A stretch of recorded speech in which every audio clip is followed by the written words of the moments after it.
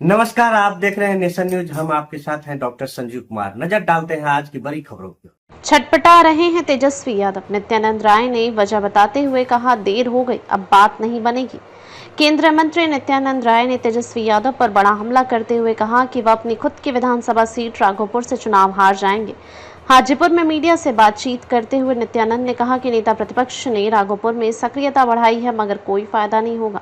नित्यानंद ने कहा कि लालू प्रसाद यादव ने भी लगातार राघोपुर का प्रतिनिधित्व किया। लगभग 15 वर्षों तक तेजस्वी के माता पिता की सरकार रही। तेजस्वी ने राघोपुर में कोई विकास नहीं किया गया।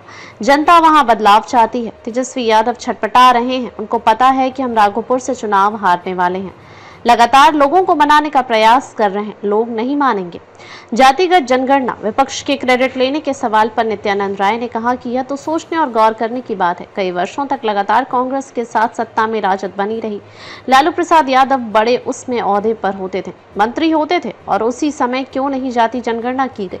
भ्रम फैलने, ठगने और झूठ बोलने के लिए उन लोगों ने एक सर्वे करा लिया। नित्यानंद ने कहा कि आगामी बिहार विधानसभा चुनाव में कोई लड़ाई नहीं है।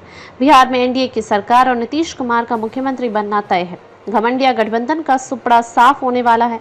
बिहार के लोगों को विकास और अपने बच्चों का भविष्य, शांति और कानून व्यवस्था और भाईचारा चाहिए।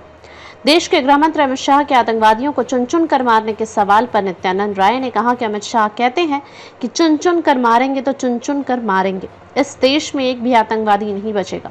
नरेंद्र मोदी की सरकार आतंकवाद पर बरसों से आतंकवाद को खिला खिला कर पाल पोस कर रखा गया था, लेकिन जब से नरेंद्र मोदी की सरकार बनी है उस समय से आतंकवाद पर नकेल कसा गया है। आतंकवाद अपना अंतिम सांस गिन रहा है। सेना की खुली छूट के सवाल पर उन्होंने कहा कि कुछ लोगों को इससे भी आपत्ति है। वैसे लोग मूर्ख हैं। पहले सेना के हाथों को लोगों ने बांध कर रखा था। हमारा दुश्मन हम पर प्रहार कर देता था, इस प्रहार को हमको सहना पड़ता था, लेकिन आज प्रधानमंत्री नरेंद्र मोदी ने अपनी सेवा को पूरी छूट दे दी है। ऐसे ही छोटी बड़ी खबरों के लिए बने रहिए नेशन न्यूज के साथ। आपकी आवाज आपके साथ। नमस्कार।